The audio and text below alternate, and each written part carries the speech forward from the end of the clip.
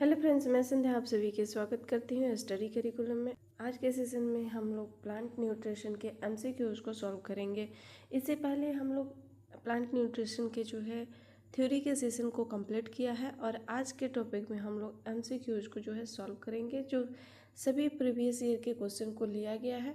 अभी तक जितने भी कॉम्पिटिटिव एग्ज़ाम हुए हैं उन सभी कॉम्पिटिटिव एग्ज़ाम से जितने भी प्लांट न्यूट्रिशन से प्रश्न पूछे गए हैं उन सभी को ऐड किया गया है। एनसीईआरटी बेस्ड जो है सारे इसमें क्वेश्चन रहेंगे। अगर आप किसी भी कॉम्पिटिटिव एग्ज़ाम की तैयारी कर रहे हैं तो आप इस सेशन को अंतिम तक देख सकते हैं। हर एक एग्ज़ाम की दृष्टि से महत्वपूर्ण है। अगर आपके सिलेबस में साइंस सब्जेक्ट है तो आप इस क्लास को अंतिम तक देख सकते हैं। चलिए बिना समय गंवाए सेशन को स्टार्ट करते हैं और सबसे फर्स्ट प्रश्न देखते हैं कि पौधों का कौन सा भाग जो होता है वो भोजन बनाता है। तो पौधों का वो कौन सा भाग होता है जो भोजन बनाता है। तो भोजन बनाने के कार्य जो करता है वो लीफ करती है, पत्ती करती है। भोजन को भोजन को रसोई घर भी किसे कहा जाता है, तो इसी पत्ती को जो है रसोई घर भी कहा जाता है। पत्तियों में हरित लवक पाया जाता है। क्या पाया जाता है, तो पत्तियों में क्लोरोप्लास्ट जो होता है, पत्तियों में क्लोरोप्लास्ट पाया जाता है और यही क्लोरोप्लास्ट जो होता है क्लोरोफिल नामक रंग जो होता है द्रव्य देता है। एक पिगमेंट होता है क्लोरोफिल, और यही क्लोरोफिल जो होता है जब सूर्य के प्रकाश को पकड़कर प्रकाश संश्लेषण की प्रक्रिया को पूरा करने का कार्य करता है। तो इसका राइट आंसर ऑप्शन सी हो जाएगा। नेक्स्ट, पौधे जो होते हैं भोजन किस प्रक्रिया से बनाते हैं, और पौधे भोजन जो है किस प्रक्रिया के द्वारा बनाते हैं, तो फोटोसिंथेसिस के द्वारा बनाते हैं, प्रकाश संश्लेषण के द्वारा जो है बनाते हैं। नेक्स्ट है, प्रकाश संश्लेषण के लिए आवश्यक नहीं है। इनमें देखना है कि कौन सा जो है प्रकाश संश्लेषण के लिए आवश्यक नहीं होता है। जल भी होता है, क्लोरोफिल भी होता है, कार्बन डाइऑक्साइड भी होता है, लेकिन प्रोटीन की कोई आवश्यकता नहीं होती है। तो राइट आंसर ऑप्शन डी हो जाएगा। प्रकाश संश्लेषण के द्वारा कौन सा गैस जो होती है वो मुक्त होती है, कौन सा गैस जो होती है वो मुक्त होती है, तो CO2, कार्बन डाइऑक्साइड, ऑक्सीजन जो होती है ना वो मुक्त होती है। प्रकाश संश्लेषण का रासायनिक अभिक्रिया देखें तो प्रकाश संश्लेषण का रासायनिक क्रिया होती है CO2 प्लस H2O, रिएक्शन करके क्या बनाता है, तो C6H12O6 प्लस 6O2 जो है बनाता है। तो CO2 प्लस H2 को अगर इसमें बैलेंस करे तो बैलेंस होता है 6CO2 6H2O और 6C6H12O6 और 6CO2। तो ये 6CO2 जो होता है O2 जो होता है यही बाहर निकलने का कार्य करता है। तो राइट आंसर ऑप्शन बी हो जाएगा। O2 जो होता है निकलने का कार्य करता है।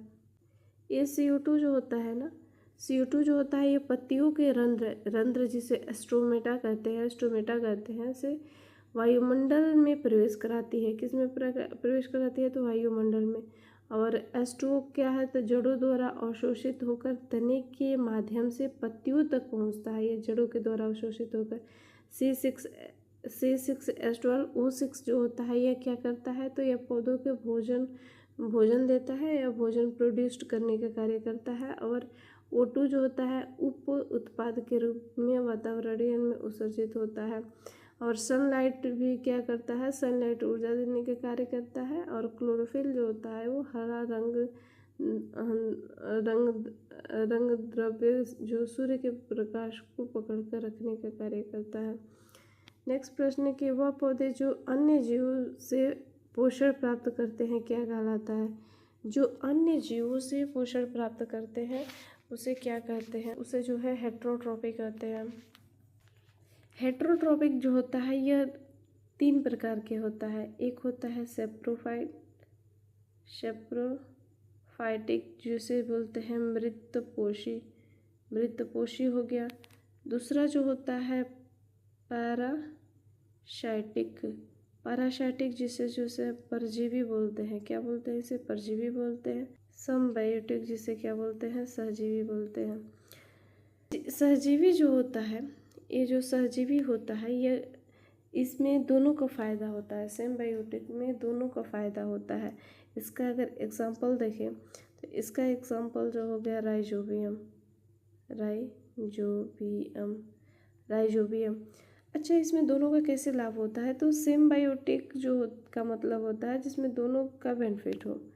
अब ये जो राइजोबियम जो होता है दलहनी पौधे के जड़ों में पाया जाता है। राइजोबियम जो हो गया वो दलहनी पौधों के जड़ों में पाया जाता है, क्योंकि दलहनी पौधे जो होते हैं वो नाइट्रोजन को नाइट्रेट के रूप में ग्रहण करते हैं। लेकिन वायुमंडल में क्या प्रेजेंट होता है, NO2 प्रेजेंट होता है, नाइट्रोजन प्रेजेंट होता है फॉर्म। तो इसको बदलने का कार्य कौन करता है, तो यही बदलने का कार्य यही राइजोबियम जो होता है यही बदलने का कार्य जो है करता है। यही राइजोबियम जो है ये बदल देने का कार्य करता है। अब तो नाइट्रोजन तो चाहिए पौधे को, क्योंकि अगर नाइट्रोजन नहीं रहेगा तो पौधे जो है वृद्धि नहीं कर पाएंगे, ग्रोथ नहीं कर पाएंगे। अब दलहनी पौधे जो है तो प्रोटीन देता है, तो प्रोटीन भी नहीं बना पाएगा, हमें प्रोटीन भी नहीं मिल पाएगा। तो ये क्या करता है ना, राइजोबियम जो होता है यह नाइट्रोजन फिक्सेशन करने का, राइजोबियम जो होता है यह दलहनी पौधों के जड़ों में पाया जाता है और यह जो है नाइट्रोजन प्रदान करने का, नाइट्रोजन को नाइट्रेट में बदलने का कार्य करता है, नाइट्रोजन फिक्सेशन करने का कार्य जो है करता है। और राइजोबियम को भी उससे भोजन प्राप्त हो जाता है दलहनी पौधे के जड़ों से, तो दोनों का जो है बेनिफिट होता है। वहीं पैरासाइटिक है तो पैरासाइटिक जो होता है जिसमें परजीवी जो होता है जिसमें एक को फ़ायदा होता है और एक को नुकसान होता है। जैसे कि मान लीजिए कि हमारे बाल में जू पाए जाते हैं, आपके बाल में जो जू होते हैं वो तो पाए जाते हैं। अब क्या आपको मज़ा आता है, आप जो होते हैं अगर बोर होते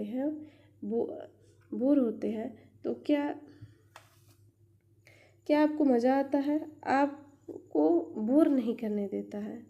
बाल में अगर जू हो जाते हैं तो बोर नहीं करने देता है। आप अकेला भी रहते हैं तो आपको काटता ही रहता है, आप खुजलाते ही रहते हैं और कहते हैं कि काटते रहो, और आप कहते हैं कि तुम ही तो हो हमारे हमदर्द, जो हमारे अकेलापन को अकेला नहीं होने देते। और काटने का मज़ा आप लेते हैं और काटने का मज़ा लेते हैं और कहते हैं कि मुझे और काटो। क्या आप ऐसा कहते हैं? ऐसा तो बिल्कुल नहीं है। ये जो होते हैं हमारे शरीर में खून चूस रहे होते हैं, इसी से तो खुद का बेनिफिट हो रहा है, लेकिन आपको कुछ नहीं हो रहा है। सिर्फ जो खून चूस रहा है, जू हो गया, जोंक हो गया, उन्हीं सबको तो बेनिफिट होता है, आपको तो उससे दर्द ही होता है। ठीक दर्द ही होता है। ये क्या है, तो ये जू जोंक जो होते हैं क्या है, पैरासाइट है।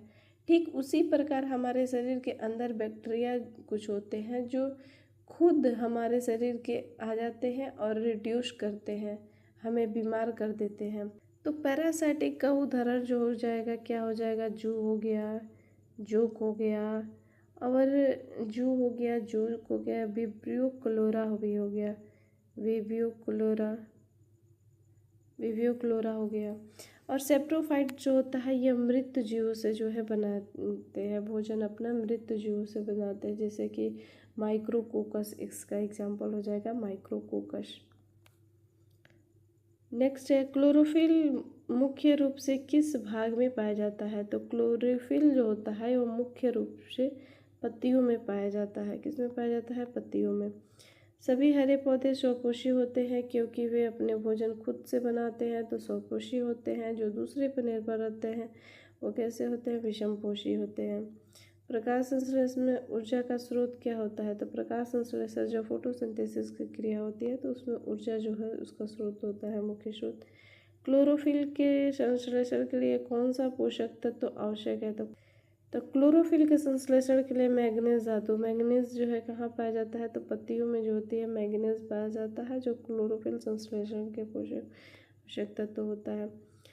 पौधे नाइट्रोजन को मुख्य रूप से किस रूप में अवशोषित करते हैं, तो पौधे नाइट्रोजन को नाइट्रेट के रूप में बदलते हैं। NO2 तो नाइट्रोजन हमारे वायुमंडल में प्रेजेंट ज़्यादा रहते करता है, लेकिन पौधे जब ग्रहण करते हैं तो नाइट्रेट में बदल कर जो है उसे ग्रहण करते हैं। पौधों में वृद्धि के लिए तत्वों की आवश्यकता। पौधों में वृद्धि के लिए तत्वों की आवश्यकता जो होती है वो 17 तत्वों की आवश्यकता होती है। किसी भी प्लांट में वृद्धि करने के लिए 17 तत्व जो होते हैं ना, ये अनिवार्य रूप से चाहिए। जैसे कि अगर हम मनुष्य के बारे में बात करें, ह्यूमन के बारे में बात करें, तो इनके ग्रो के लिए कार्बन चाहिए ही चाहिए, लिपिड चाहिए ही चाहिए, प्रोटीन हो गया, विटामिन हो गया, इन सब की आवश्यकता होती है, तभी जो है हमारी बॉडी जो होती है अच्छे से ग्रो कर पाती है। ठीक उसी प्रकार प्लांट में भी ग्रो करने के लिए इन 17 पोषक तत्वों की आवश्यकता होती है। इन 17 पोषक तत्वों की प्लांट को ग्रो करने के लिए आवश्यकता होती है। इस 17 के अलावा भी कुछ तत्व होते हैं जो प्लांट को ग्रो करने में मदद करते हैं, लेकिन अभी उसको जो है हमें नहीं पढ़ना है। इन 17 में ज़्यादा अमाउंट में चाहिए आवश्यकता, वो उसकी संख्या 9 होती है, और जो कम मात्रा में चाहिए उसकी संख्या जो है 8 होती है। कम को लघु मात्रिक और ज़्यादा वाले को दीर्घ मात्रिक। तो ज़्यादा वाले में दीर्घ मात्रिक जो 9 चाहिए, कौन कौन सा? कार्बन, हाइड्रोजन, ऑक्सीजन, ये तीनों तो ज़रूरी ही है। कार्बन भी, हाइड्रोजन भी, ऑक्सीजन, ये 3 जरूरी है। हर प्लांट में जो है ये तीनों रहना आवश्यक है। नाइट्रोजन, पोटेशियम और फास्फोरस, ये तीनों को क्रांतिक तत्व कहते हैं। क्रिटिकल एलिमेंट्स जो है इसे कहते हैं, एक क्रांतिक तत्व में आते हैं। 3 बचा मैग्नीज, सल्फर और कैल्शियम। ये तीन मिलकर कितने हो गए? 9 हो गए। तो ये सभी जो है दीर्घ मात्रिक तत्व आते हैं। किसके अंतर्गत आएंगे? दीर्घ मात्रिक में। लघु मात्रिक में कौन सा आएगा? तो आयरन हो गया, मैग्नीज हो गया, जिंक हो गया, बोरान हो गया, मोलिब्डेनम हो गया, क्लोरीन हो गया, और एक निकल भी आ गया। तो इन सभी तत्वों को आवश्यकता होती है प्लांट को ग्रो कराने में। पादपों की वृद्धि के लिए दीर्घ मात्रिक पोषक तत्वों की संख्या कितनी होती है? तभी हमने बताया कि दीर्घ मात्रिक पोषक तत्वों की संख्या कितनी होती है? 3 होती है। और 8 किसकी होती है? तो लघु मात्रिक की। पौधे में पोटेशियम की कमी से क्या होता है? अगर पौधे में पोटेशियम की कमी हो जाएगी तो उस वक्त क्या होगा? पोटेशियम की कमी अगर हो जाएगी ना, तो फल की गुणवत्ता में कमी आ जाएगी। हालांकि पोटेशियम की कमी से पत्तियों के किनारे पर जो है पीले पड़ जाता है, जलना और वृद्धि रुक भी जाती है, यह भी देखा जा सकता है। लेकिन परीक्षा में पूछा जाए तो मुख्य लक्षण पूछा गया है कि पोटेशियम की कमी से क्या होता है, तो किसी एक का इसमें चुनाव करना है। तो इसकी सबसे अच्छा हो जाएगी फल की गुणवत्ता में कमी आना। क्या हो जाएगा? फल की गुणवत्ता में कमी आना। निम्नलिखित में से कौन सा पौधों के लिए सूक्ष्म पोषक तत्व है? इसमें से सब सूक्ष्म पोषक तत्व देखना है कौन सा है। दीर्घ पोषक तत्व बताया है, तो दीर्घ पोषक तत्व में नाइट्रोजन होता है, carbon, hydrogen, oxygen, nitrogen, phosphorus और पोटेशियम, मैग्नीज, सल्फर और कैल्शियम। ये 9 कम से कम याद रहेगा, तो इसको छांटने में, सूक्ष्म को निकालने में आसान हो जाएगा। तो सूक्ष्म निकालना है तो इसमें कार्बन कहीं दिख रहा नहीं, नाइट्रोजन है तो नाइट्रोजन तो ये दीर्घ मात्रा तो होगा नहीं, फास्फोरस भी नहीं होगा, पोटेशियम भी नहीं होता। राइट आंसर क्या हो जाएगा? जिंक हो जाएगा। जिंक जो है किसके अंतर्गत आ जाते हैं? तो सूक्ष्म पोषक तत्वों के। जिस प्रक्रिया द्वारा हरे पौधे अपना भोजन स्वयं बनाते हैं वो क्या कहलाती है? तो जिस प्रक्रिया द्वारा हरे पौधे अपना भोजन स्वयं बनाते हैं उसको फोटोसिंथेसिस कहते हैं। जड़ के विकास के लिए जो है फास्फोरस तत्व जो होता है जिम्मेदार होता है। फास्फोरस को प्लांट जो है किस रूप में ग्रहण करता है? ये भी क्वेश्चन आता है। तो फास्फेट के रूप में प्लांट जो है फास्फोरस को फास्फेट के रूप में, फास्फेट आयन के रूप में, जिसके PHPO4 आयन, इसका जो है इसके रूप में ग्रहण करता है। फास्फोरस ये जो ग्रहण कहाँ से करता है? तो मिट्टी से करता है। फास्फेट आयन का ग्रहण कहाँ से करता है? तो मिट्टी से करता है। न्यूक्लिक अम्ल के लिए अनिवार्य है फास्फोरस। और फास्फोरस जो है किसके लिए, तो न्यूक्लिक अम्ल के लिए भी निर्माण होता है, और फास्फोरस कोशिका झिल्ली के निर्माण के लिए भी और कुछ प्रोटीन के लिए भी अनिवार्य होता है। इसकी अगर कमी हो जाए, फास्फोरस की अगर कमी हो जाएगी तो पत्तियां जो होती है ना, उसके पत्तियां में हरी रंग हो जाएगा, हरी रंग, और जो है बैगनी रंग, हरी रंग या बैगनी रंग जो है हो जाएगा। नाइट्रोजन, नाइट्रोजन क्या करता है, तो नाइट्रेट के रूप में ग्रहण करता है प्लांट। पोटेशियम, पोटेशियम को किस रूप में ग्रहण करता है, तो पोटेशियम आयन के रूप में जो है ग्रहण करता है। इसमें पोटेशियम के कार्य होता है रंध्रों के खुलने और बंद करने में, ये शामिल होता है। रंध्र जिसे स्टोमेटा कहते हैं, उसको खुलने और बंद करने में शामिल होता है। और आयरन जो होता है ने सबसे अधिक मात्रा में चाहिए। सूक्ष्म मात्रिक पोषक तत्व जो होता है सबसे अधिक मात्रा में ये जो है आयरन की चाहिए। निम्न में से कौन जो है पादपों में दीर्घ मात्रिक तत्व है, और इसमें देखना है कि दीर्घ मात्रिक माइक्रोन्यूट्रिएंट जो है इसमें से कौन सा होता है, तो कॉपर, कॉपर हो जाएगा। आयरन तो होगा नहीं, जिंक होगा नहीं, सल्फर नहीं। क्या याद किए हैं, कॉपर हो गया, हाइड्रोजन हो गया, ऑक्सीजन हो गया, फिर उसके बाद से क्या है, तो नाइट्रोजन हो गया, पोटेशियम हो गया, फास्फोरस हो गया, मैग्नीज हो गया, सल्फर हो गया और कैल्शियम हो गया। तो इसमें क्या आ गया, तो कॉपर, कॉपर इसका राइट आंसर हो जाएगा दीर्घ मात्रिक में।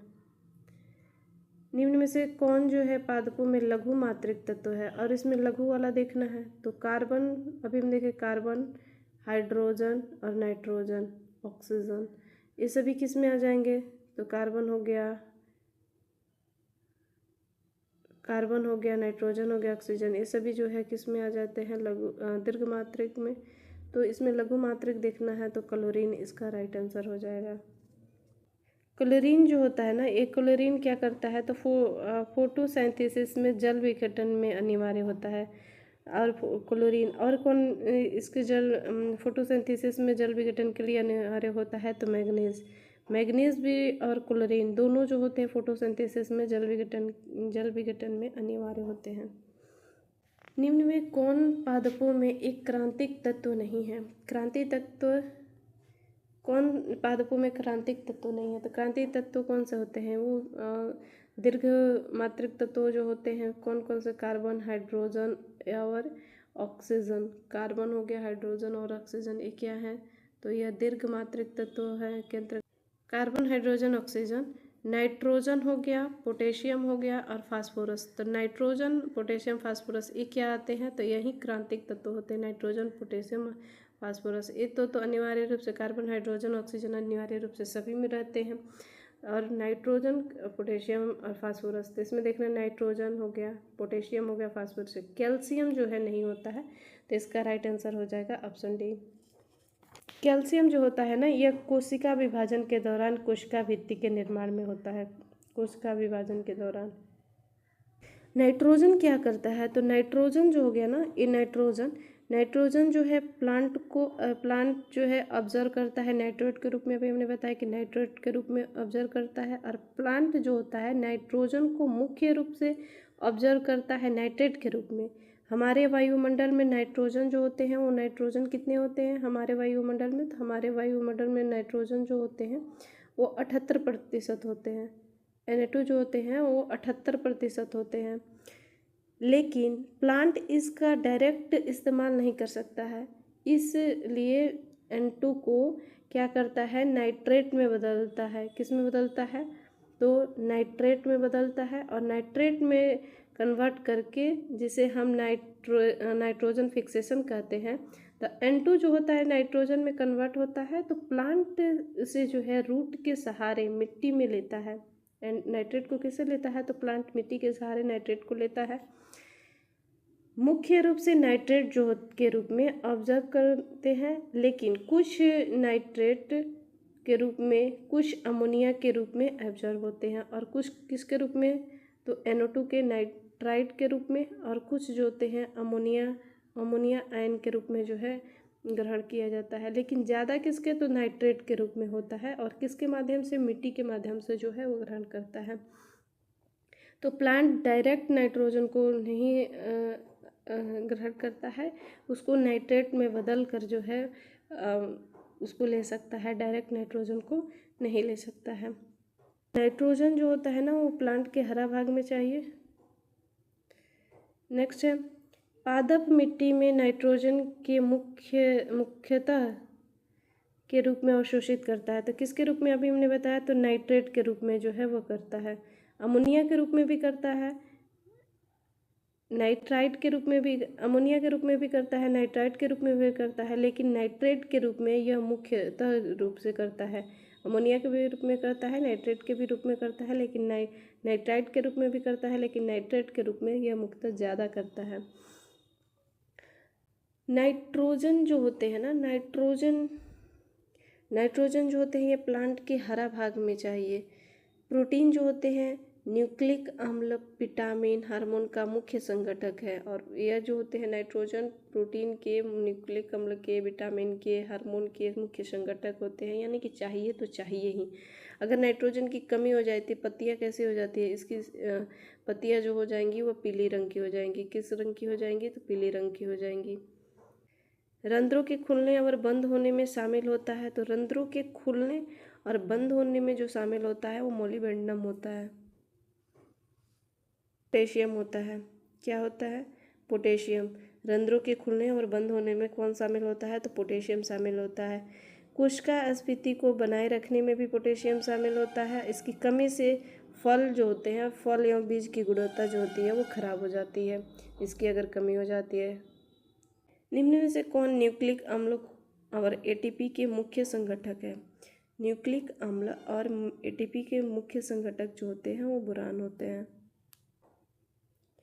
निम्न में से कौन न्यूक्लिक अम्ल और एटीपी के मुख्य संगठक है, तो कौन होते हैं, तो फास्फोरस होते हैं। फास्फोरस जो होते हैं यह मुख्य संगठक होते हैं। फास्फोरस को अभी हमने बताया कि प्लांट जो होते हैं वो डायरेक्ट फास्फोरस को नहीं ग्रहण करते हैं, फास्फेट आयन के रूप में जो है वो ग्रहण करते हैं। और यह जो है न्यूक्लिक अम्ल और एटीपी के मुख्य संगठक होते हैं। मैग्नीशियम धातु शामिल होता है। मैग्नीशियम धातु किसमें शामिल होता है, डीएनए आरएनए संश्लेषण में, पड़हरित अणुओं के निर्माण में, राइबोसोम के आकार बनाए रखने में, तो इन सभी में जो है यह शामिल होता है। क्लोरोसिस जो होते हैं हरितहीनता किसकी कमी के कारण होता है, तो लौह की कमी के कारण, आयरन की भी कमी के कारण, सल्फर के और नाइट्रोजन के, तो इन सभी के कमी के कारण जो है यह रोग होता है। इनमें से कौन सा एक मुख्य पोषक तत्व माइक्रोन्यूट्रिएंट नहीं है। इसमें देखना है कि माइक्रोन्यूट्रिएंट कौन सा नहीं है। तो अभी हमने बताया कि माइक्रो देखना है, तो पहले माइक्रो देखना है, तो जिंक जो है नहीं है, फास्फोरस है, नाइट्रोजन है, पोटेशियम है, ये सभी है, लेकिन जिंक जो है नहीं है। जिंक जो होता है, जिंक के डायरेक्ट जिंक के रूप में ग्रहण प्लांट नहीं करते हैं, इसको भी जिंक आयंस के रूप में प्राप्त करते हैं। यह ऑक्सिन हार्मोन को बनाने में शामिल होता है। किस हार्मोन को बनाने में, तो ऑक्सिन हार्मोन को बनाने में। और ऑक्सिन हार्मोन जो होते हैं इंडोल एसिटिक एसिड होते हैं। कौन सी खनिज तत्व की कमी से पौधों में उत्तक जो होते हैं मृत्यु नेक्रोसिस होता है। इसमें जो होते हैं नेक्रोसिस होता है। किसमें नेक्रोसिस होता है, तो कैल्शियम में। किसमें होता है, कैल्शियम में। और कैल्शियम को भी प्लांट डायरेक्ट नहीं, कैल्शियम आयन के रूप में ग्रहण करता है। और कैल्शियम क्या करता है, कोशिका विभाजन के दौरान कोशिका भित्ति में के निर्माण में भी मदद करता है। कैल्शियम कोशिका विभाजन के दौरान कोशिका भित्ति में निर्माण में मदद करता है। पौधे फास्फोरस को किस रूप में अवशोषित करते हैं। अभी हमने बताया कि पौधे फास्फोरस को किस रूप में, तो फास्फेट आयन के रूप में ग्रहण करते हैं। और नाइट्रोजन को किस में, नाइट्रेट आयन के रूप में ग्रहण करते हैं। पोटेशियम को किस में, पोटेशियम आयन के रूप में। कैल्शियम को किस में, कैल्शियम आयन के रूप में ग्रहण करते हैं। निम्नलिखित में से कौन सा पौधों में कोशिका लंबाई को बढ़ावा देता है। और कोशिका लंबाई में बढ़ावा कौन देता है, ऑक्सिन हार्मोन। ऑक्सिन हार्मोन जो होता है, ये ऑक्सिन हार्मोन जो है यह कोशिका के लंबाई में बढ़ावा देता है।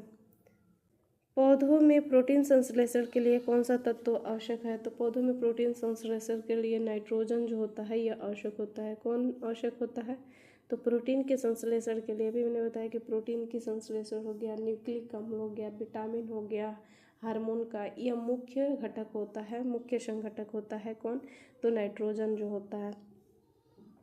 विटामिन जैसे थायमीन और बायोटिन के मुख्य संगठक है। थायमीन जो हो गया विटामिन B1, तो सल्फर होता है, विटामिन B1 हो गया। और बायोटिन जो होता है विटामिन B7 का मुख्य संगठक होता है। यह सल्फर को मिट्टी से सल्फेट के रूप में, किसके रूप में, तो सल्फेट के रूप में, सल्फेट आयन के रूप में जो यह ग्रहण करता है, सल्फेट आयन के रूप में जो है यह ग्रहण करता है। नेक्स्ट है सूक्ष्म मात्रिक तत्व जो सबसे अधिक मात्रा में चाहिए होता है अन्य सूक्ष्म मात्रिक तत्वों की तुलना में। तो अन्य सूक्ष्म मात्रिक तत्वों की तुलना में आयरन जो है सबसे अधिक मात्रा में चाहिए। कौन चाहिए, तो आयरन। आयरन जो होती है वो अधिक मात्रा में, आयरन जो होता है वो क्लोरोफिल के निर्माण के लिए अनिवार्य होता है। किसके निर्माण के लिए, तो क्लोरोफिल के निर्माण के लिए। प्रकाश संश्लेषण के द्वारा जल विघटन के लिए अनिवार्य होता है। तो क्लोरीन और मैग्नीज दोनों जो होते हैं प्रकाश संश्लेषण के लिए अनिवार्य होते हैं, क्लोरीन भी और मैग्नीज भी। जिस प्रकार क्लोरीन सहायक होता है उसी प्रकार मैग्नीज भी सहायक होता है। पड़हरित के निर्माण के लिए अनिवार्य होते हैं। क्लोरोफिल के लिए अनिवार्य कौन से होते हैं, तो आयरन। आयरन जो होते हैं यह पड़हरित के निर्माण के लिए, और आयरन सबसे अधिक मात्रा में चाहिए। किसकी कमी से नाइट्रोजन का उपापचय प्रक्रिया प्रभावी होता है, मॉलिबेडनम की वजह से। मॉलिबेडनम को पादप में मिट्टी से प्राप्त करते हैं, जिसमें क्या बोलते हैं, मॉलिबेडेड आयन, मॉलिबेडेड आयन क्या बोलते हैं इसको, मॉलिबेडेड आयन जो है इसे कहते हैं। यह नाइट्रोजन उपापचय के अनेक एंजाइम जैसे नाइट्रोजनेट और नाइट्रेट रिजेक्ट का संगठक होता है। बोरान जो होता है ना, पादप में बोरान को मिट्टी से जो प्राप्त करते हैं वो बोरेट आयन के रूप में प्राप्त करते हैं। किसके रूप में, तो बोरेट आयन के रूप में जो है इसे प्राप्त करते हैं। ठीक है। और बोरान जो है कैल्शियम आयन को ग्रहण करने में बोरान का यूज करते हैं, कैल्शियम आयन को ग्रहण करने में, और पराग अंकुरण में भी और सीड के निर्माण में भी बोरान का यूज करते हैं। कार्बोहाइड्रेट शर्करा का स्थानांतरण में करते हैं। कार्बोहाइड्रेट शर्करा का स्थानांतरण कैसे, जैसे कि मान लीजिए फोटोसिंथेसिस में ग्लूकोज बना हो और ग्लूकोज सक्रोज के रूप में ट्रांसपोर्ट करता हो, तो यह सक्रोज जो ट्रांसपोर्ट कर रहा है ना एक दूसरे को, वही बोरान का कार्य करता है। ऑक्सिन हार्मोन के बनने में उपयोगी होता है। तो ऑक्सिन हार्मोन के बनने में कौन सा उपयोगी होता है, जिंक। जिंक जो होता है यह ऑक्सिन हार्मोन के बनने में उपयोगी होता है। और ऑक्सिन जो होता है इंडोल एसिटिक एसिड होता है। पादपों में शर्करा के संवहन में सहायक है। पादपों में शर्करा के संवहन में सहायक कौन है, तो बोरान है। बोरान जो होता है यह पादपों में शर्करा के संवहन में सहायक होता है। मैंने बताया कि बोरेट आयन के रूप में जो है यह ग्रहण करता है और यह ट्रांसपोर्ट करने में सहायक होता है, यानी कि ट्रांसलोकेशन में यह जो है सहायक होता है। तत्वों की वह सांद्रता जिसमें कम होने पर पादपों की वृद्धि अवरुद्ध होती है वह कहलाती है, क्या कहलाती है, तो क्या कहलाती है, तो क्रांतिक सांद्रता कहलाती है। क्रांतिक सांद्रता कहलाती है, ध्यान दीजिएगा, क्रांतिक सांद्रता जो है यह कहलाती है। निम्न में कौन जो है कोशिका के रचनात्मक तत्व कहे जाते हैं। कोशिका के रचनात्मक कार्बन, हाइड्रोजन और ऑक्सीजन, इन तीनों को ही कहा जाता है। कार्बन को भी, हाइड्रोजन को भी और ऑक्सीजन को भी जो है कहा जाता है। निम्नलिखित में से कौन सा पोषक तत्व पौधों में ऊर्जा स्थानांतरण में शामिल होता है, तो फास्फोरस जो होता है यह ऊर्जा स्थानांतरण में शामिल होता है। कौन, तो फास्फोरस। किस पोषक तत्व की कमी से पत्तियों में बैंगनी रंग दिखाई देता है, तो बैंगनी रंग जो होता है फास्फोरस की वजह से। और खूब गाढ़ी हरी रंग की भी जो है दिखाई देती है इसकी कमी से। पौधे में बोरान की कमी से किसे प्रभावित करती है, तो बोरान की कमी है तो फूल और फल बनने में जो है प्रभावित करती है। फ्लावरिंग और फ्रूटिंग में जो है यह प्रभावित करती है।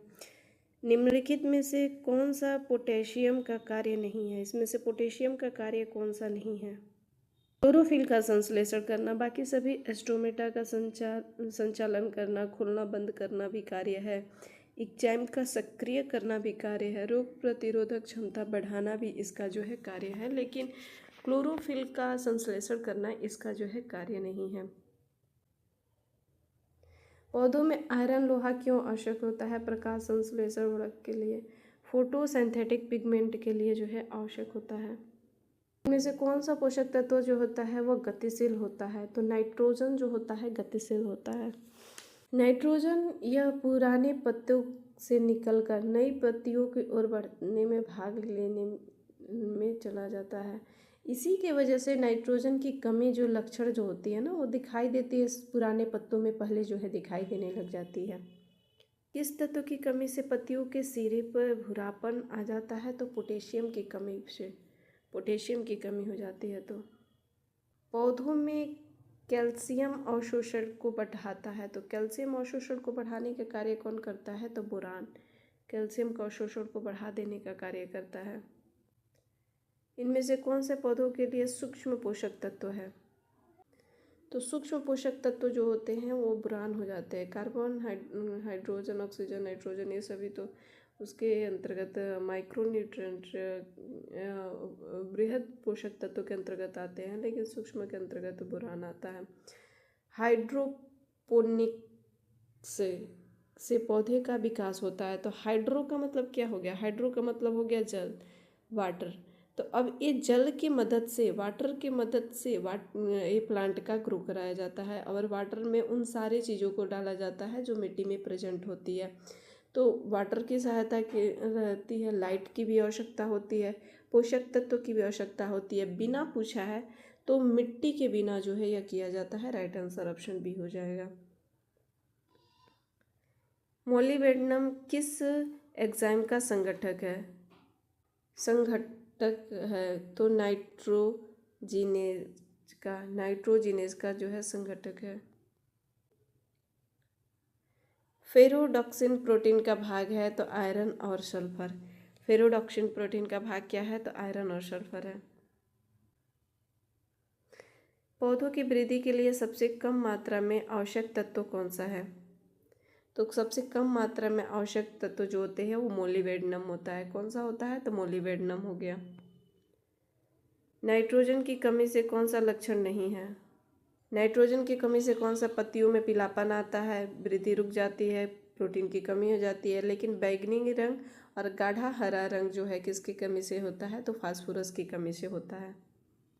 नाइट्रोजन स्थिरीकरण में कौन सा तत्व जो है आवश्यक होता है? तो मोलिबेडनम। कौन सा तत्व जो है आवश्यक होता है? तो मोलिबेडनम जो है, मोलिबेडनम आवश्यक होता है। मोलिबेडनम पादप के स्थिरीकरण के लिए आवश्यक होता है। मोलिबेडनम जो है नाइट्रोजन स्थिरीकरण के लिए जो है आवश्यक होता है। कौन सा पोषक तत्व ऑक्सीजन संश्लेषण में सहायक होता है? तो जिंक। जिंक जो होता है ऑक्सीजन संश्लेषण में सहायक होता है। और हाँ, एक कापर जो है ना, कापर को प्लांट प्राप्त करने के लिए क्यूप्रिक आयन कहते हैं। क्या बोलते हैं इसे? Cupric ion. क्यूप्रिक आयन के रूप में जो है ग्रहण करते हैं।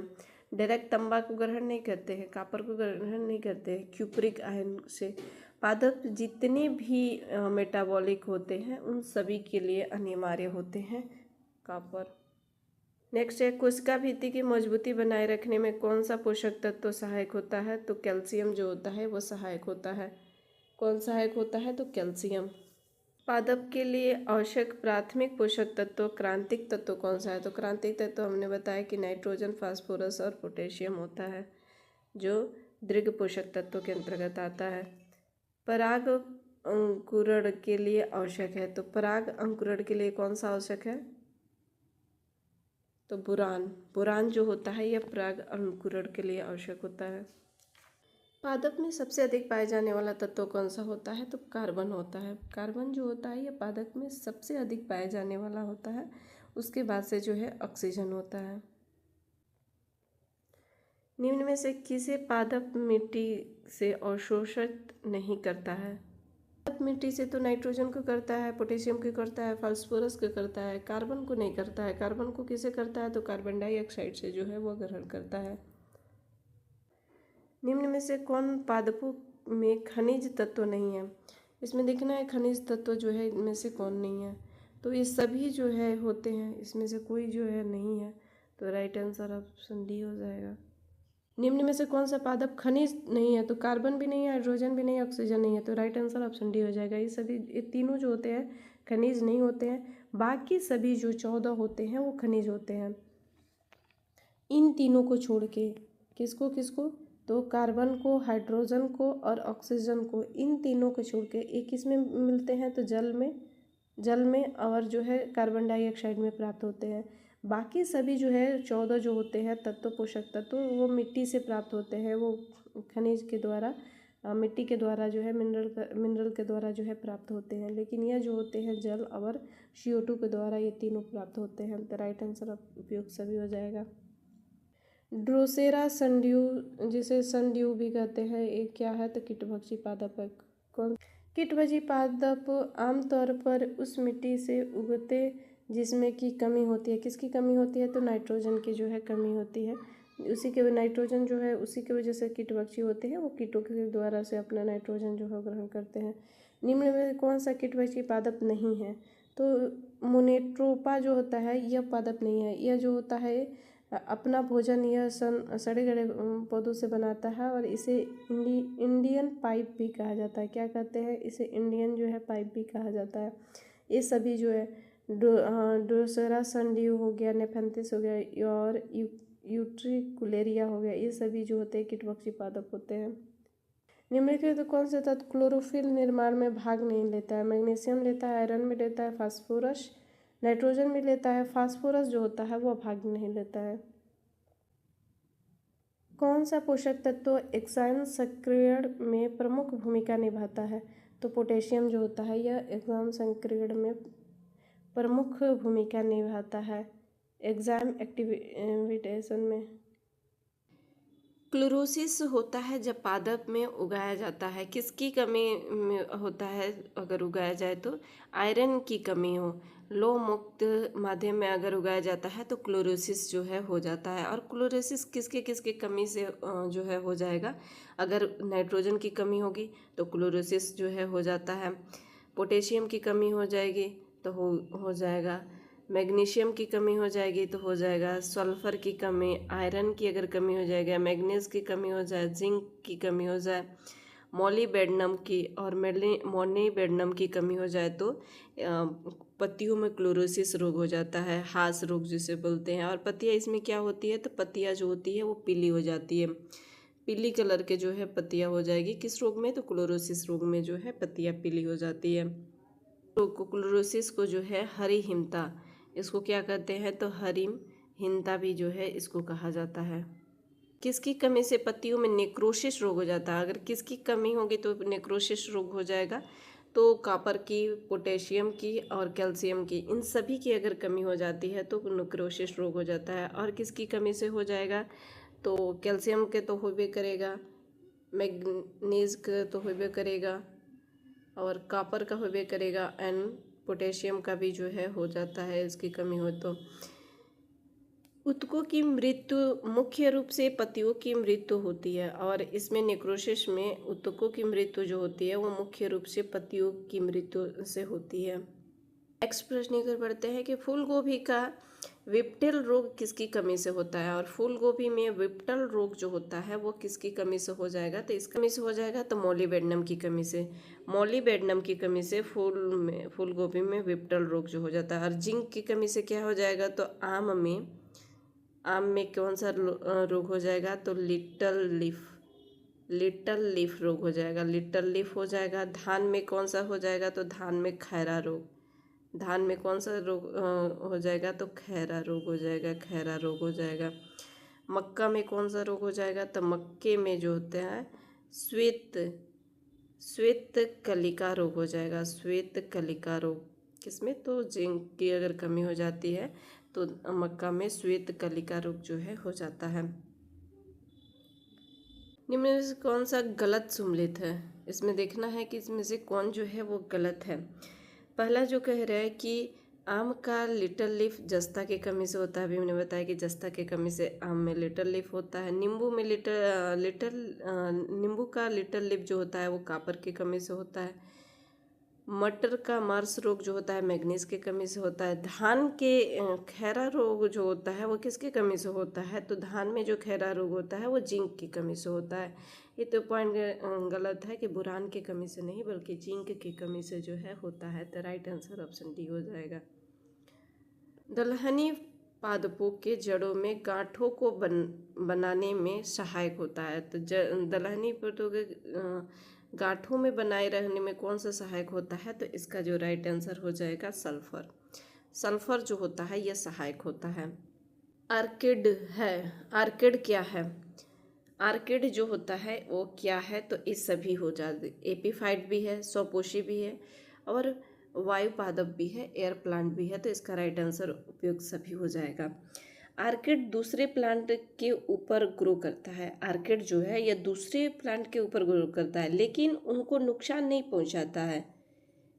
ऐसा नहीं है कि उसका खाना छीन लेता है जैसे पैरासाइट करते हैं। पैरासाइट जो होते हैं, कुछ पैरासाइट जो होते हैं वो क्या करते हैं? तो वो अपना न्यूट्रिशन बनाते हैं और दूसरे को हानि पहुंचाते हैं। लेकिन आर्किड जो होता है ये स्वपोषी होता है और एपीफाइट भी होता है। एपीफाइट भी होता है। एपीफाइट वो होते हैं जो दूसरे प्लांट के सहारा लेते हैं। ये केवल सपोर्ट के लिए जो है एपीफाइट ग्रो करते हैं क्योंकि मिट्टी में ग्रोथ नहीं हो पाता है। यह एयर ग्रोथ करते हैं इसलिए यह जो है हवा में यह ग्रो करते हैं और स्वपोषी होते हैं। और ये एपीफाइट जो में यह सहारा लेने के लिए एपीफाइट का भी जो है यूज करते हैं। तो इसका राइट आंसर उपयुक्त सभी हो जाएगा। डैश की कमी से परोह और मूल के शीर्ष की मृत्यु हो जाती है। तो परोह और मूल की शीर्ष की मृत्यु हो जाती है। तो बोरान किसकी कमी से हो जाती है? तो बोरान की कमी से। राइट आंसर क्या हो जाएगा? बोरान की कमी से जो है मृत्यु हो जाती है। मैग्नीज की कमी अगर हो जाती है तो मैग्नीज की कमी से कौन सा रोग हो जाएगा? तो मैग्नीज में मटर में जो होता है मटर का मार्स रोग होता है। मटर का मार्स जो है रोग हो जाता है। मार्स रोग किसकी कमी से? तो मैग्नीज की कमी से। और तांबा की कमी से, तांबा की कमी से कौन सा रोग हो जाता है? नींबू में डाईबैक रोग हो जाता है। डाईबैक रोग हो जाता है। और नींबू में लिटल लीफ भी हो जाता है। नींबू में लिटल लीफ। किस खनिज की कमी से युवा पत्तियों में सिराओं के बीच पीला पड़ जाता है? तो किसकी अगर कमी हो जाएगी तो इसके बीच पीला पड़ जाएगा। तो आयरन की कमी हो जाएगी। किसकी कमी होगी? तो आयरन की जो है कमी हो जाने से हो जाती है। तिलहन फसलों में तेल संश्लेषण के लिए कौन सा पोषक तत्व आवश्यक है? तो तिलहन फसल के लिए पोषक तत्व जो आवश्यक होता है वो सल्फर होता है। कौन सा होता है? तो सल्फर होता है।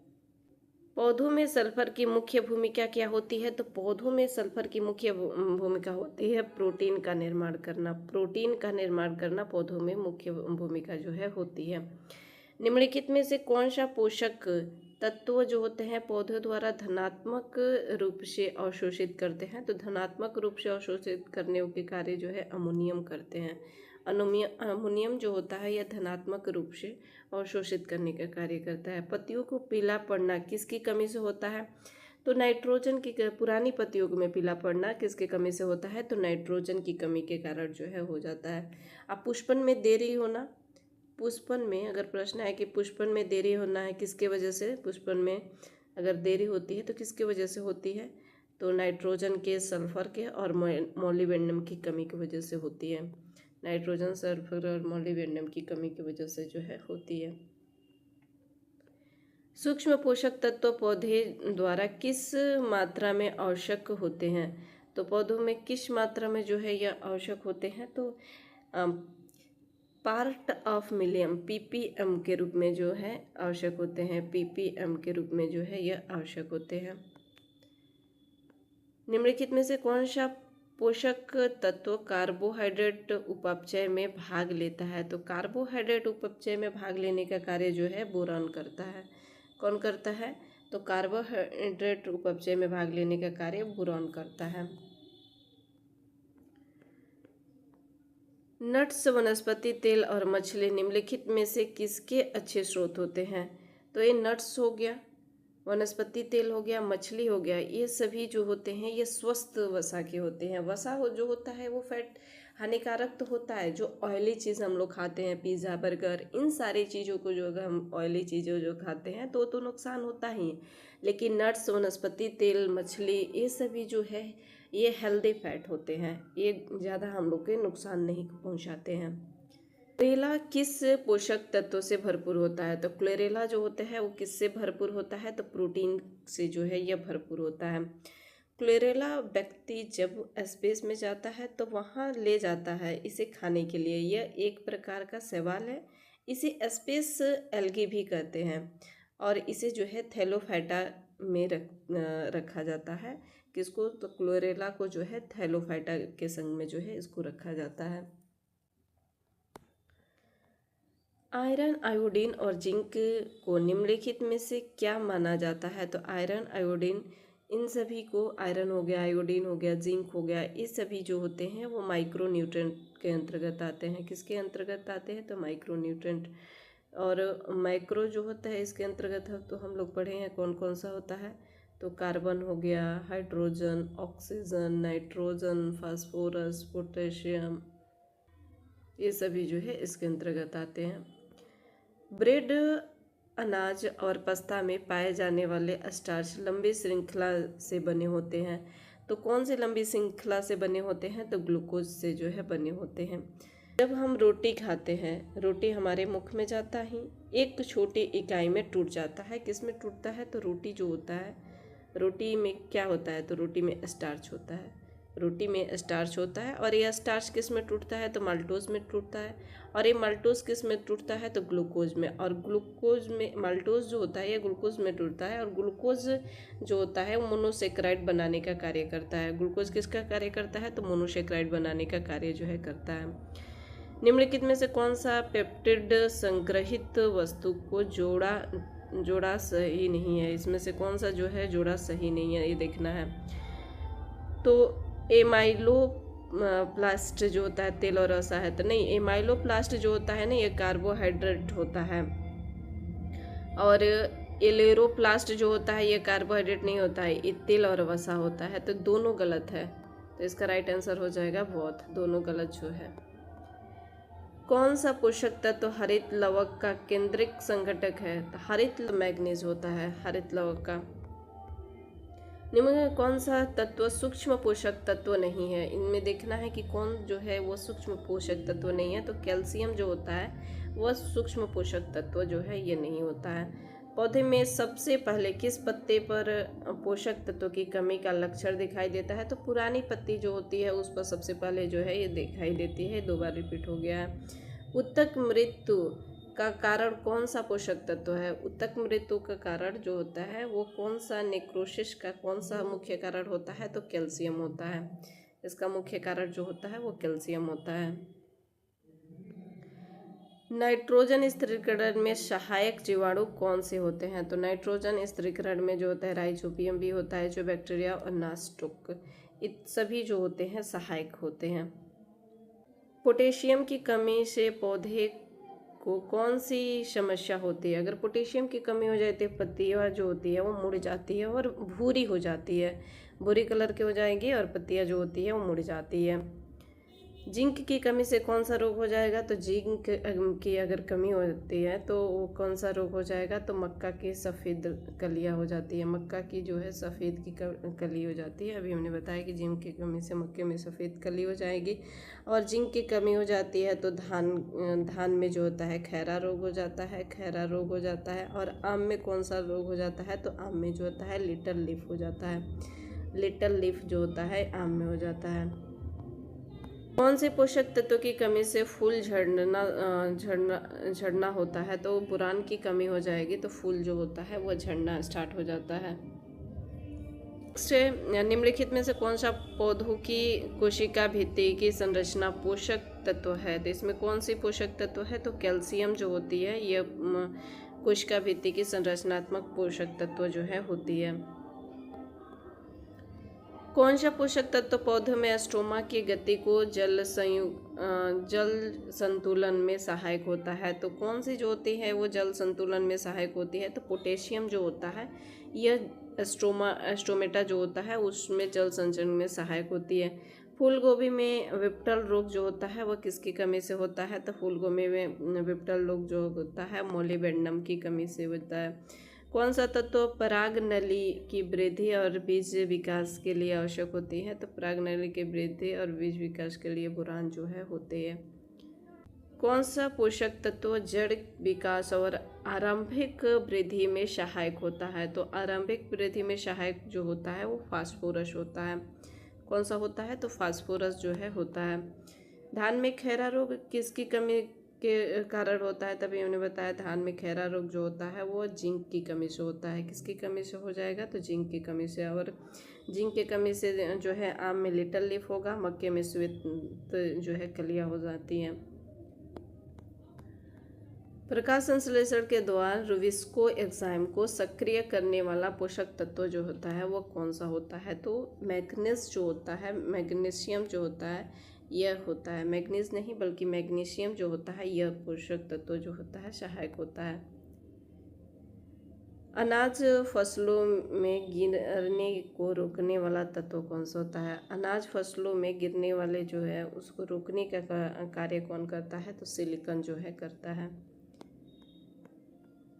लोहा आयरन की कमी से क्या होता है? तो लोहा आयरन अगर आयरन की कमी हो जाएगी तो उस वक्त क्या होगा? तो इंटरवल क्लोरोसिस यानी कि नई पत्तियों में सिराओं की जो होती है विष पीला हो जाता है।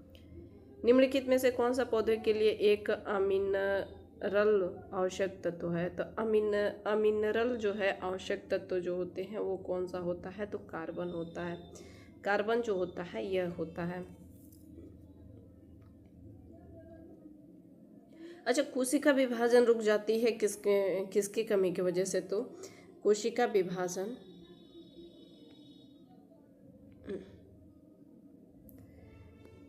विभाजन रुक जाएगी किसके कमी के? तो नाइट्रोजन की कमी हो, पोटेशियम की कमी हो, सल्फर की कमी हो एंड मोलिबेंडम की कमी होती है तो कोशिका विभाजन जो होती है वो रुक जाती है। क्लोरोप्लास्ट के विकास के लिए कौन सा सूक्ष्म पोषक तत्व आवश्यक होता है? तो क्लोरोप्लास्ट के विकास के लिए सूक्ष्म पोषक तत्व जो आवश्यक होता है वो आयरन होता है, लौह होता है। कौन सा पोषक तत्व ऊर्जा अंतरण क्रियाओं में मुख्य भूमिका निभाता है? तो ऊर्जा अंतरण क्रियाओं में मुख्य भूमिका निभाने का कार्य जो होता है वो फास्फोरस करता है। कौन करता है? तो फास्फोरस जो है करता है। कौन सा पोषक तत्व पौधों में रोग प्रतिरोधकता बढ़ाने में सहायक होता है? तो रोग प्रतिरोधकता बढ़ाने का कार्य कौन करता है? तो पोटेशियम जो है करता है रोग प्रतिरोधकता बढ़ाने का कार्य। निम्नलिखित में से कौन सा पोषक तत्व पौधों में चलायमान होता है? कौन सा जो होता है वो चलायमान होता है? मैग्नीशियम। मैग्नीशियम जो होता है यह चलायमान होता है। पौधे में कॉपर का मुख्य कार्य है। पौधे में कॉपर का मुख्य कार्य क्या होता है? तो पौधे में कॉपर का मुख्य कार्य जो होता है वह प्रकाश संश्लेषण में जल विभाजन का इसका मुख्य कार्य होता है। बोरान किसके लिए आवश्यक होता है? तो बोरान जो होता है कोशिका भित्ति के निर्माण के लिए आवश्यक होता है। कोशिका भित्ति के निर्माण के लिए आवश्यक होता है। गन्ने में भुरभुरी पत्तियां किस पोषक तत्व की कमी की वजह से होते हैं? तो किस पोषक तत्व की? तो सिलिकॉन की। अगर सिलिकॉन की कमी होती है तो होती है और सिलिकॉन की ही वजह से तो अनाज जो है वो नहीं गिरता है। कौन सा तत्व किसी एंजाइम का भाग नहीं होते हुए भी आवश्यक है? किसी भी एंजाइम का भाग नहीं होते हुए भी आवश्यक है पोटेशियम। पोटेशियम जो होता है यह किसी भी एंजाइम के भाग ना होते हुए भी आवश्यक होता है। पौधों में सल्फर की कमी का पहला लक्षण क्या होता है? तो पौधे में सल्फर की अगर कमी होती है तो उसकी पहला लक्षण जो होती है नई पत्तियों का पीला पड़ना पहला लक्षण होता है। किस पोषक तत्व की कमी से पुष्पन में देरी होती है? और किस पोषक तत्व की अगर कमी हो जाएगी तो पुष्पन में देरी हो जाएगी। तो फास्फोरस की अगर कमी होती है तो पुष्पन में जो है देरी हो जाती है। Identify the elements that help to trap light energy that is essential for photosynthesis. प्रकाश संश्लेषण के लिए आवश्यक प्रकाश ऊर्जा को फंसाने में मदद करने वाले तत्वों की पहचान करें। तो इसमें क्रिस्टे जो होता है वो क्रिस्टे किस में होता है, माइटोकॉन्ड्रिया के अंदर होता है, जो हमें एनर्जी प्रदान करता है। तो ये तो होगा नहीं। कैरोटीनॉइड जो होता है यह एक प्रकार का वड़क होता है जो रंग प्रदान करने का कार्य करता है, ये भी होगा नहीं। वैक्यूल्स रिक्तियाँ जो होती हैं जो खाली पानी को जो है स्टोर करने का कार्य करती है, जो जंतु में छोटा और पादप में बड़ा होता है। एमाइलोप्लास्ट जो होता है यह क्या करता है, तो क्लोरोप्लास्ट को स्टोर करने का कार्य करके रखता है। ये लवक की भाग होती है और लवक जो होते हैं वो उसके अंदर ही क्लोरोप्लास्ट यानी कि क्लोरोफिल जो है पाया जाता है। तो राइट आंसर ऑप्शन बी हो जाएगा। भूरे शैवाल में भोजन कैसे संग्रहित किए जाते हैं, तो भूरे शैवाल में भोजन जो होते हैं वो संग्रहित किए जाते हैं जटिल कार्बोहाइड्रेट के रूप में, जो लेमिनारिया या मैनिटोल के रूप में संग्रहित होता है। किसके, लेमिनारिया या मैनिटोल। भूरे शैवाल जो होते हैं जिसे क्या करते हैं, तो फियोफाइसी, भूरे शैवाल को फियोफाइसी भी कहते हैं। इसे जो है फियोफाइसी भी जो है कहा नाम से जाना जाता है। नेक्स्ट है न्यूमेटोफोरस हाइड्रोफाइट्स में डैश विशेषज्ञ होते हैं। तो किसमें जो है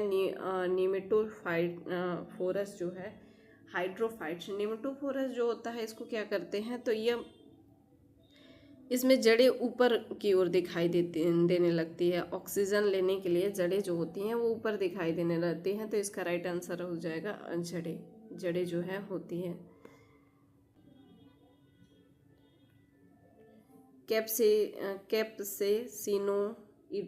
कैप्सिसोनाइड्स, कैरोटीनॉइड्स और फिनोलिक्स और विटामिन निम्नलिखित में से किस खाद्य पदार्थ के रसायन होते हैं, तो ये गाजर के कैरोटीनॉइड्स हो जाए तो गाजर के नहीं होते हैं। गाजर में तो सिर्फ कैरोटीनॉइड्स होता है, ये पाया जाता है, लेकिन ये बाकी सब नहीं पाया जाता है इसके अंदर। गाजर में बी कैरोटीन की वजह से ये लाल रंग के होता है, और मिर्ची में भी जो होते हैं बी कैरोटीन की वजह से भी लाल होता है। तो ये मिर्ची में भी पाया जाता है, इसमें भी पाया जाता है।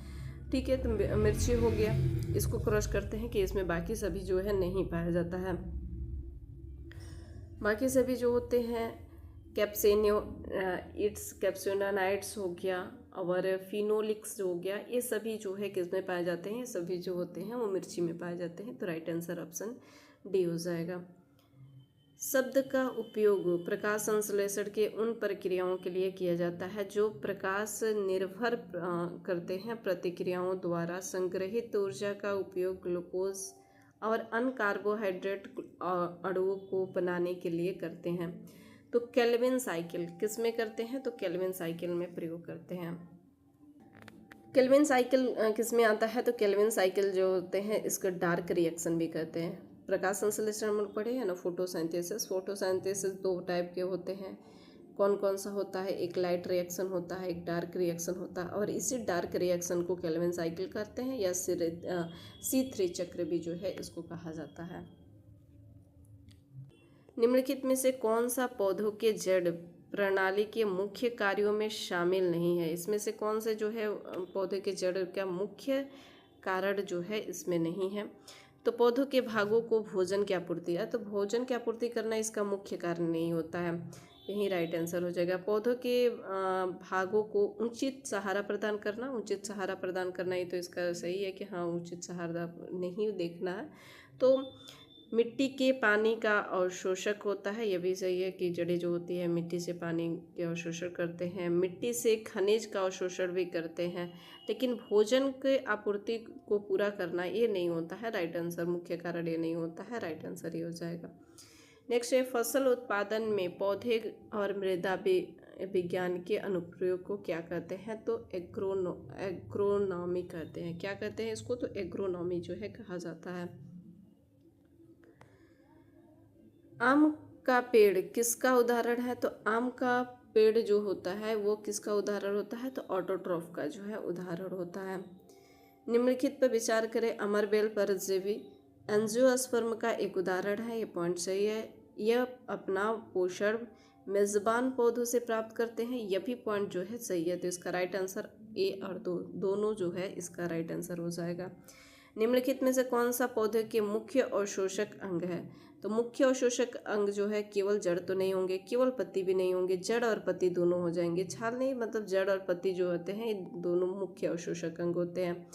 निम्नलिखित में से कौन सा हरे पत्ते का प्राथमिक कार्य नहीं है? इसमें से देखना है कि हरे पत्ते जो होते हैं उसका प्राथमिक कार्य, प्राइमरी जो कार्य होता है वो कौन सा इसमें नहीं होता है? तो भोजन को पानी का संग्रह करना, संवहन करना, ये जो होता है ये इसका मुख्य कार्य नहीं होता है। पानी का वाष्पीकरण करना, गैसों का आदान प्रदान करना, भोजन का निर्माण करना, ये सभी है। डी इसका राइट आंसर नहीं है। कारण ए और कारण आर दिया गया है। पत्तियों हरे रंग की होती हैं, पत्तियां जो होती हैं हरे रंग के होते हैं। क्लोरोफिल एक हरा वर्णक पत्तियों में मौजूद होता है, तो दोनों सही है, हरे रंग के होते हैं और क्लोरोफिल जो होता है हरा रंग को मौजूद होता है। तो राइट आंसर ऑप्शन ए हो जाएगा।